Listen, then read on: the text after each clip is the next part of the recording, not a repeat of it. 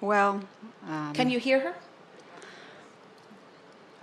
I would like to think that I can uplift by being that aloof. And sometimes I guess I've felt that by separating myself, exactly what you're saying, we've been trained to go be sympathetic with somebody. Well, we want you to go, but we want you to be sympathetic to her vibrational escrow being, not to her physical Right. being. And the thing that's interesting about that, and we know, somebody who's complaining wants you to complain with them. And when you don't, they sometimes act like you're letting them down. They don't want you to be complimentary to their enemies, so to speak. They don't want you to look for solutions when they're just spelling out the problem. Right. But you've got to be selfish enough to not be willing to let their needs supersede yours, because as you let them do that to you, it pulls you apart. And when it pulls you apart, now you're a shadow of the person. In other words, if you can get somebody, let us paint out a scenario for you just to give you a little leverage and willingness to be the selfish being that we're trying to train you to be. Let's say that you know someone who has been working to be tuned in, tapped in, turned on, and they're a pretty positive person. And you've got a real beef about something. Something's really bothering you.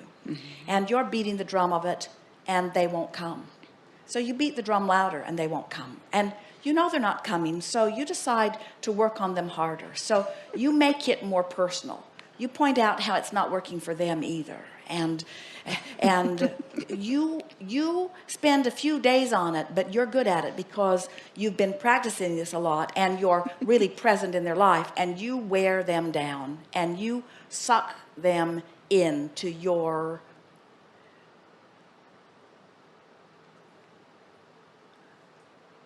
muck.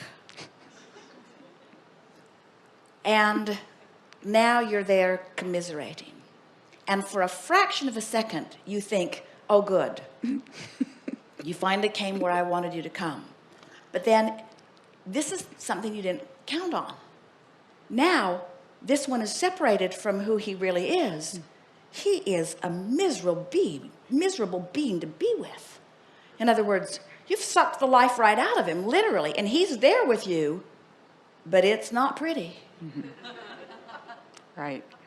Where when you really get it, that what you want from others and what you want to be for others is tuned in, tapped in, turned on. You want to be in alignment with who you are, you see. You're not looking, none of you are looking, your mother too, she's not looking for agreement in her misery. No one's looking for their agreement in misery of another human, although that feels better than standing there in your misery all alone, you think. The agreement that she's looking for is over here. In other words, what she wants is to be back in alignment with who she is. And anything less than you knowing who that is and practicing it, even though it's hard, will be of any value to her whatsoever, you see. This is helpful in every relationship that you could ever imagine. In other words, it's the same exact scenario, whether you're talking about lovers, whether you're talking about parents and children, whether you're talking about associates at work. In other words, your work is to tend to your own connection first. And when you do, everything else will fall into alignment. And if you get tuned in, tapped in, turned on, and someone is not swept by your power of influence and does not come into alignment, but you consistently remain there in vibrational alignment with who you are and all of the wonderful things that you've been amassing in your vibrational escrow, you won't be rendezvousing with those ornery toads. The only reason that you ever keep anyone ornery in your experience is because you're giving quite a bit of your attention to the things about them that you do not like. Right. We're not looking at you because you're an ornery toad.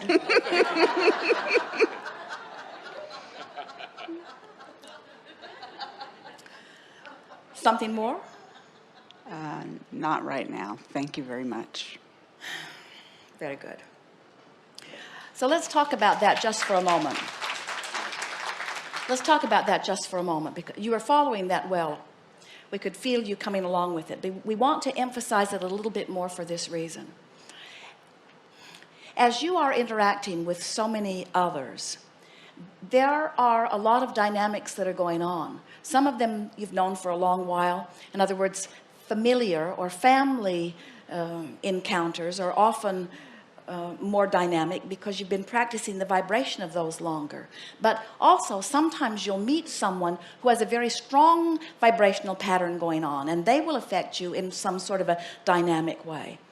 We want you to make a decision that no matter who they are, no matter how important to you they have been, no matter how many times you've been taught to honor them or obey them, no matter how much you've been learning about the way your behavior should be patterned, we want, by the end of this time that we are together in these days that are before us, to help you come around to an awareness that much more important than how you get along with any of them is how you're getting along with you. And when you reach the place where it matters more to you that you feel good, so much so that you're not, sometimes those people who are having a very hard time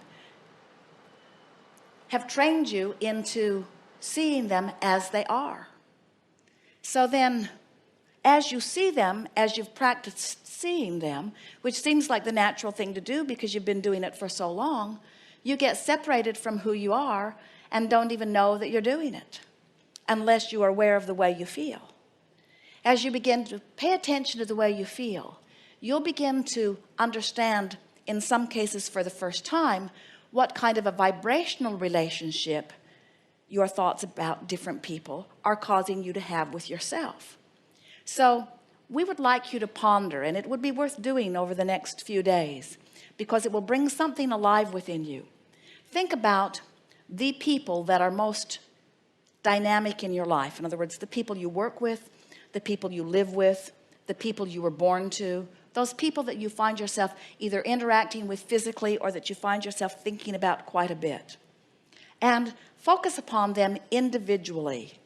Put each name at the top of a sheet of paper and focus upon their name and sort of draw their vibrational countenance forward into your vibration, and then ask this question: what kind of relationship does my thinking about you cause me to have with my inner being? Did you hear that? What kind of a relationship do I have with my inner being when I think about you? So if it's someone who cheated you and you think about them, they seem to cause you to have a disconnected relationship with your inner being. And do you know why? Because your inner being, no matter how bad you think they were, will not dislike them, will not see them as inappropriate. So you would say to this person, you're causing me to have a separation between me and me. And then say, oh wait, I forgot. You can't create in my experience. I'm doing it. When I think about you, I'm using you as my excuse to separate me. Some of them, when you write their names, you will feel connection right away, because that's who they are. They're easy to love. They're easy to appreciate. They're easy. And so you say to them, oh, I love you, I love you, I love you so much. It's so wonderful that you stand on your head in all of the ways that you do to make me feel good. But we want you again to realize that even though they're behaving in ways that are pleasing to you, you must not ask their behavior to change. In other words, this game isn't about getting everyone in your book to shape up so that you can finally say, there, you finally changed your ways and you finally behaving in a way that now you cause no separation between me and me when I look at you. And yet, you know, that's what so many of you have been striving for in your relationships. You've been trying to get them to be the way you need them to be so that you can come into alignment with who you are, even though you did not understand it in these terms of vibrational escrow, of source energy spewing into you, in terms of you becoming part of that vibration, in terms of you becoming that newly evolved being. You didn't understand that the way you were feeling was because of the separation between you and you, but now you do, and now you can't go back. So you'll look at some name on some page and you'll feel them as the rascal that they have been to you, and in the beginning you'll feel the negative emotion that you've felt for years in some cases, when you think about this person, only now you'll stop and you'll consciously acknowledge, I've trained myself into patterns of thought about you that have caused separation in me, but that stops today. And that doesn't mean, you can say to the person who you've written in your book, that doesn't mean that my hatred for you or my despair about you or my concern about you is all of a sudden in one fell swoop going to turn to sunshine and lollipops and joy and love and appreciation. What it does mean is I now know what my objective is, and I am now once and for all freeing you from any responsibility within it, because you can't stand on your head in enough different ways for me to close my gap. I can do it myself. And we promise you, friends, that in your acknowledgement that you are free to close that gap with them remaining exactly as they are, you're going to find freedom beyond anything that you've felt before, because what that means is they can be as they are, which they're probably going to be anyway for a while, and you can find a way of looking at them. Now, this is what you're going to do with the rest of this page that you've written about them. Now, you're not looking for something about them that makes your heart sing for joy. You're looking for a feeling of relief from this feeling that you have. In other words, that's all. You just want to soften the feeling that you're feeling right now a little bit. You just want to close that gap a little bit. In fact, don't even think about closing the gap. Just think about letting go of the oars. And as you let go of the oars, the boat will turn you. The stream will turn your boat. And as you've turned in the stream, you begin to move. You will begin to feel immediate relief. So what will begin to happen is, so many of the circumstances, it might be your president, it might be some leader of some other nation, it might be some world event, it might be some economic situation, it might be some dynamic that's going on in your personal life relative to a neighbor. In other words, whatever it is you're feeling emotion around, what you're wanting to do is to come to the place that you realize that the circumstance does not have to change in order for you to begin closing the gap. And as you close that gap, then the circumstance has to change. It's not possible for you to have become something vibrationally and feel good if you're holding yourself apart from it. It's not possible for you to have become something vibrationally and turn yourself again and again by letting go of the oars and allowing yourself to move in the stream. It's not possible for you to not come into vibrational alignment with it. And it is not possible, once you've come into vibrational alignment with it, for it not to change. People say, give me the change and then I'll feel better. And we say, affect feeling better and then you'll get the change.